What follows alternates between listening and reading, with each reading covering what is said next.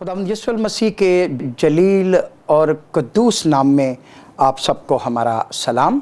अब जानते हैं कि ये माह मुबारक विलादत मसीह का ख़ास त्यौहार इस महीने में है। शुरू करेंगे इस बात को। इसके 3 हिस्से हमने किए हैं अपनी बात के कि पहले हिस्से में हम ये जानेंगे कि मसीह है मौजूद, कि मसीह दुनिया के शुरू से हमें नज़र आते हैं और कलाम मुक़द्दस पूरे में यानी अहद अतीक में, पुराने अहदनामा में, हर किताब में जो आसमानी किताब है आपके मौजूद होने का ज़िक्र और आपके तजस्सुम के बारे में बहुत सा ज़िक्र पेशगोइयाँ हमें मिलती हैं।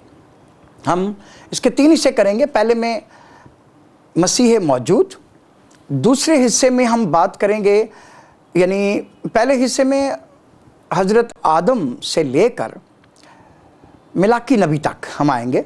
दूसरे हिस्से में हम जिक्र करेंगे 400 साला खामोशी का।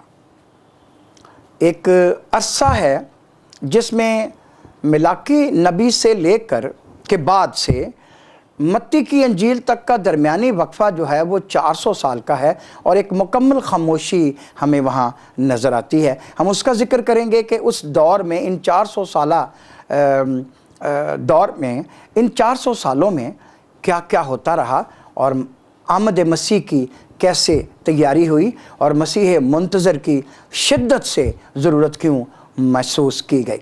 फिर हम ज़िक्र करेंगे खुदावंद यीशु मसीह की विलादत का और उनके इस दुनिया में आने का, इस सारे तजस्सुम पे हम बात करेंगे। तो हम शुरू करते हैं। पहले हिस्से में हम ज़िक्र करेंगे तौरात शरीफ में यानी पैदाइश की किताब से लेकर मलाकी की किताब तक हम ज़िक्र करेंगे कि खुदावंद यीशु मसीह मौजूद हैं और उनकी पेशगोइयाँ, उनके आने की पेशगोइयाँ भी मौजूद हैं। सबसे पहले हम ज़िक्र करेंगे हज़रत आदम और बीबी हवा का। खुदा ने तख्लीक की कायनात और उसमें रखा बीबी हवा को और हज़रत आदम को और उन्हें कहा कि तुम सारे बाग के फलों को खा सकते हो, सारे दरख्तों के पास जा सकते हो, जो करना चाहो कर सकते हो, ऐश करो, खाओ पियो, फलो बढ़ो, जो भी। खुदावंद ने बड़ी बरकत दी उनको, लेकिन एक शर्त लगा दी कि ये दरख्त जो दरमियान में है इसका फल नहीं खाना। लोगों ने इस सिलसिले में अपनी अपनी तौजीहात पेश की हैं, लेकिन हम उसका ज़िक्र नहीं करना चाहते। हम सिर्फ ये कहना चाहते हैं कि उन्होंने नाफरमानी की और उसके बाद हालात ऐसे ख़राब हुए कि उनको वो जन्नत छोड़नी पड़ी। लेकिन जब आखिरी मौका आया कि जब वो ऐसा कर चुके हैं तो खुदा ने पूछा कि ए आदम तू कहाँ है? तो आदम छुप रहा था, चूँकि वो जानता था कि वो फल खाने के बाद वो अपने आप को नंगा महसूस कर रहा था और उसने अपने आप को पत्तों में छुपाया। जब खुदावंद ने पूछा तो तुझे कैसे पता चला कि तू नंगा है? उसने कहा कि मैंने वो फल खाया है जिसे तूने मेरे साथ किया, उसने मुझे वो खिलाया और मैंने खा लिया। और ये सारा सिलसिला। लेकिन खुदा ने वहाँ एक बात की। मैं आपके लिए पढ़ूँगा किताब मुक़द्दस में से पैदाइश की किताब का 3 बाब और उसकी 14वीं आयत में लिखा है, और खुदा ने सांप से कहा कि इसलिए तूने ये किया, तू सब चौपाओं और दश्ती जानवरों में मलाउन ठहरा। तो अपने पेट के बल चलेगा और अपनी उम्र भर खाक चाटेगा, और मैं तेरे और औरत के दरमियान और तेरी नस्ल और औरत की नस्ल के दरमियान अदावत डालूँगा।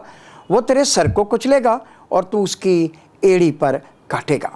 फिर औरत से कहा, मैं तेरे दर्द हमल को बहुत बढ़ाऊँगा और तू दर्द के साथ बच्चे जनेगी और तेरी रग़बत अपने शौहर की तरफ होगी और वो तुझ पर हुकूमत करेगा। और आदम से खुदा ने कहा, चूँकि तूने अपनी बीवी की बात मानी और उस दरख्त का फल खाया जिसकी बाबत मैंने तुझे मना किया था, इसे ना खाना, इसलिए ज़मीन तेरे सबब से लानती हुई। मुशक्क़त के साथ तू अपनी उम्र भर उसकी पैदावार खाएगा और वो तेरे लिए कांटे और ऊंट कटारे उगाएगी और तू खेत की सब्ज़ी खाएगा। खुदा ने यहाँ ایک عدالت نظر آتی ہے جس میں کہا ابلیس کو بھی، چونکہ وہ بھی حصے دار تھا، اس نے اس سارے کام کو بگاڑا، پھر اس کے بعد بی بی حوا کو بھی کہ اس نے یہ کیا، پھر حضرت آدم نے بھی، وہ بھی اس کا حصے دار تھا، تو تینوں پر ہی خدا نے سزا لگا دی۔ اب اس بات کو ہم دیکھ سکتے ہیں اس میں کہ دو تین باتیں بڑی واضح طور پر سامنے آتی ہیں۔ پہلی بات یہ کہ ابلیس سے کہا کہ میں تیرے اور عورت کے درمیان عداوت ڈالوں گا۔ یہ ایک ایسی پیش گوئی ہے جو آنے والی نسل کے بارے میں ہے۔ میں تیرے درمیان اور عورت کے درمیان عداوت ڈالوں گا، تیری نسل اور عورت کی نسل کے درمیان عداوت ڈالوں گا، اور وہ تیرے سر کو کچلے گا تو اس کی ایڑی پر کاٹے گا۔ تو یہ پہلی بات تھی جو یہاں سامنے آئی کہ حضرت آدم اور بی بی حوا کے اس نافرمانی کے سبب سے کہ جب انہیں باغ عدن کو چھوڑنا پڑا، جنت الفردوس سے باہر آنا پڑا، تو سب سے پہلی بات جو ہوئی وہ یہی کہ ان کو ایک سزا دی گئی، لیکن ساتھ ہی ساتھ یہ وعدہ بھی، ابلیس کی نسل اور عورت کی نسل کے درمیان ایک عداوت رکھوں گا، اور وہ عداوت کہاں پہنچتی ہے یہ ہم آگے چل کے اس کو دیکھیں گے، ضرور دیکھیں گے۔ خدا نے ایک اور بات جو کہی کہ یہ سلسلہ ایک چلتا ہی چلا گیا، پھر ہمیں یہ پتہ چلتا ہے آگے جا کے کہ وہ عورت کون ہے اور اس کی نسل، عورت کی نسل کون سی ہے، تو اس کو ضرور ہم آگے جا کے دیکھیں گے۔ اور بڑا واضح اشارہ جو ہے یہ نظر آ رہا ہے کہ آدم کی نسل نہیں ہوگی، عورت کی نسل سے وہ آئے گا۔ پھر اس کے بعد کہ یہ زمین تیرے سبب سے ملاؤن ٹھہری، اور یہ تیرے لیے کانٹے اور اونٹ کٹارے اگائے گی۔ یہ آگے جا کے ضرور اس کو ہم سیکھیں گے کہ یہ اس سزا کا دوسرا حصہ ہے کہ یہ زمین تیرے سبب سے ملاؤن ٹھہری، اور اس کا پھل جو ہے وہ صرف کانٹے اور اونٹ کٹارے ہے، یہ زمین تیرے لیے یہ اگائے گی۔ اب اس بات کو ہم ضرور آگے جا کے سیکھیں گے۔ اور گناہ کے سبب سے حضرت آدم اور بی بی حوا کو وہ جنت الفردوس چھوڑنا پڑا، خدا ناراض اور وہ باہر، اور یہ سارے کا سارا سلسلہ یہاں سے چل نکلا، اور یہیں سے خدا یسوع المسیح کے تجسم کا ذکر ہمیں ملنا شروع ہو جاتا ہے کہ وہ ضرور آئے گا اور عورت کی نسل سے آئے گا، اور وہ آ کے شیطان کے سر کو کچلے گا۔ تو یہ سلسلہ یہاں سے ہی چلنا شروع ہو گیا۔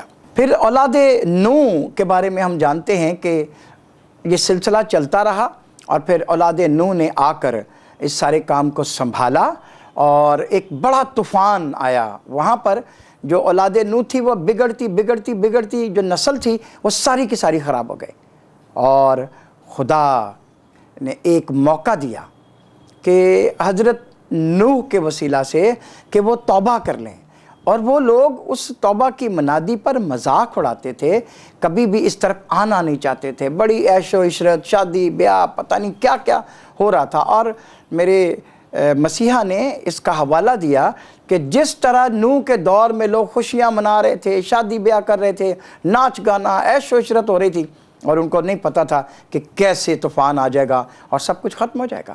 ضرور ایسا ہی ہوگا، خدا یسوع مسیح کے الفاظ میں ایسا ہے۔ تو جب نہیں مانے لوگ تو خداوند نے ایک حضرت نوح سے ایک کشتی بنوائی، اور اس کشتی میں ساری چیزوں کو رکھا جو ضرورت کی تھیں، اور پھر اس کشتی کا دروازہ باہر سے خدا نے بند کر دیا۔ صرف 8 جانیں جو حضرت نوح کا خاندان تھا، صرف وہ اس میں آ گیا، باقی کسی نے آنا ہی نہیں چاہا، اور جب نہیں چاہا تو پھر خدا نے باہر سے دروازے کو بند کر دیا۔ اندر سے بند نہیں ہے یہ دروازہ خدا نے خود باہر سے بند کر دیا کہ اب کوئی چانس نہیں ہے۔ پھر زمین کے سوتے پھوٹ نکلے، آسمان نے برسنا شروع کر دیا، اور اتنا پانی ہو گیا کہ وہ صرف کشتی تھی، باقی سب ڈوب گئیں چیزیں، اور پہاڑ بھی سارے کے سارے پانی میں چلے گئے، نظر نہیں آتا تھا، صرف دور تک جہاں حد نظر تھی صرف پانی ہی نظر آتا تھا۔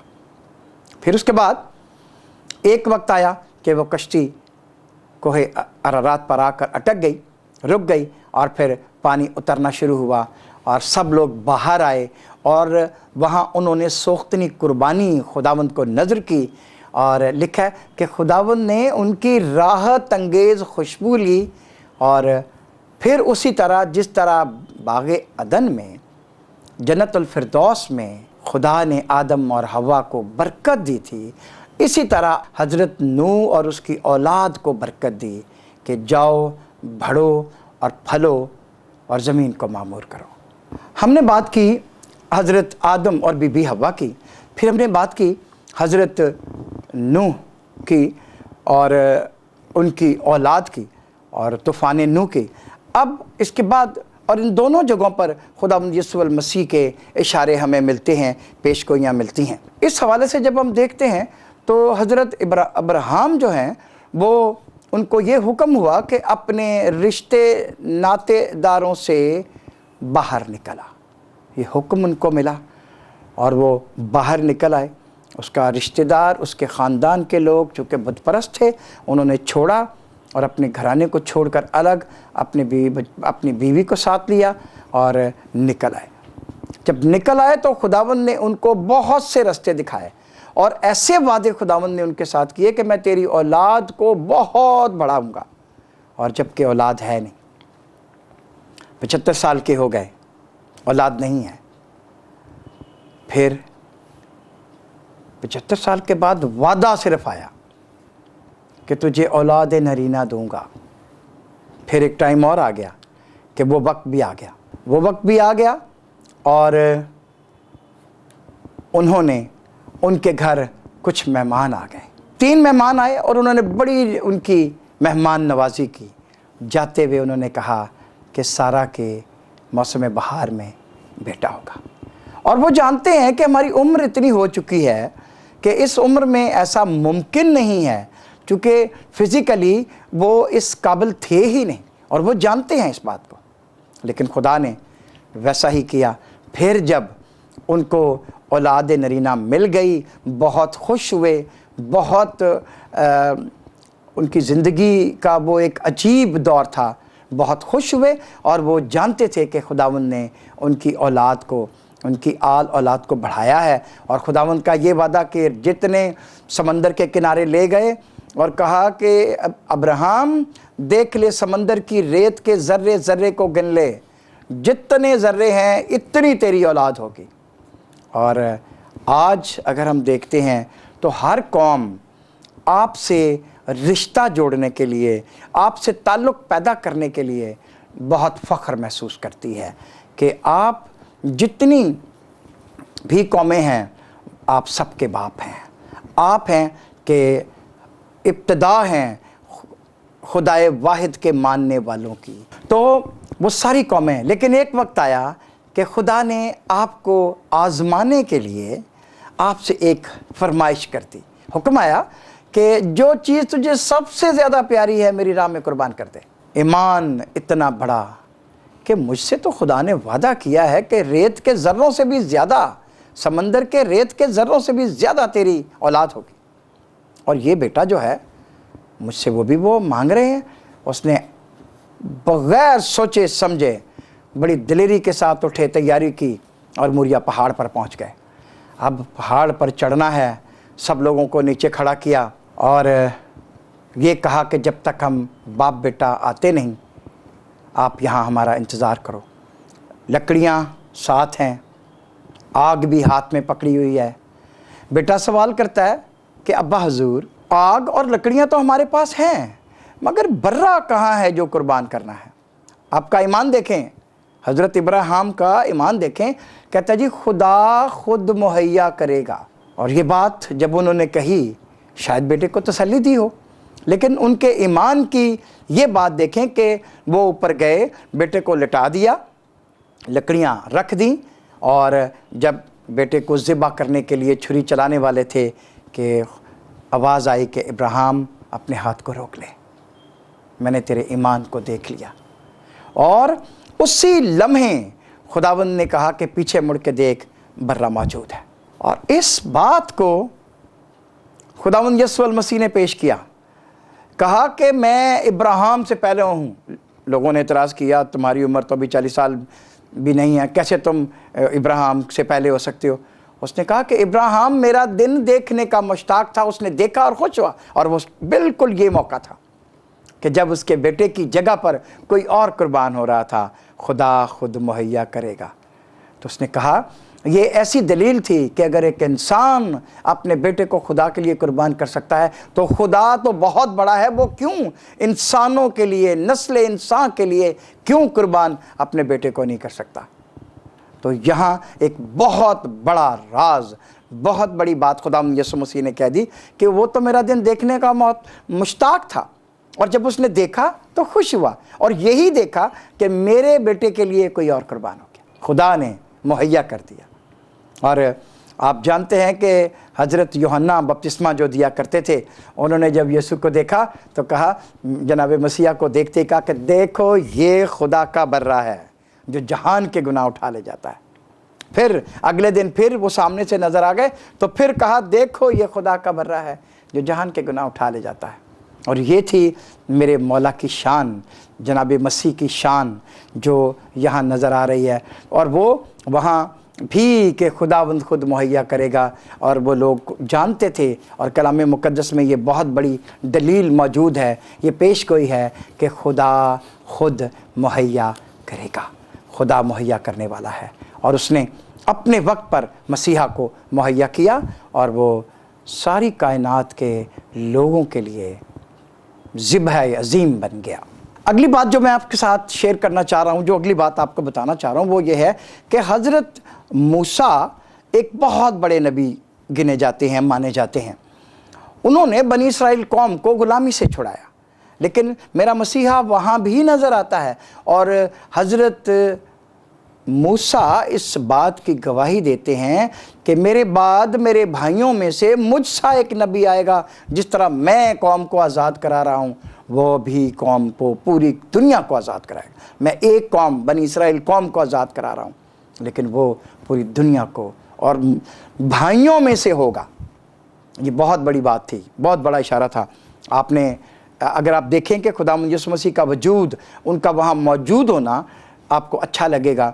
जब हुक्म आ गया कि सब लोग अपने अपने घरों पर खून लगाएं, जिनके घरों पर खून, दरवाज़े पर खून लगा होगा, बर्रे का खून होगा, वो उनके पलौठे हरगिज़ नहीं मरेंगे, लेकिन जिन पर बर्रे के खून का निशान नहीं होगा वो हलाक हो जाएंगे।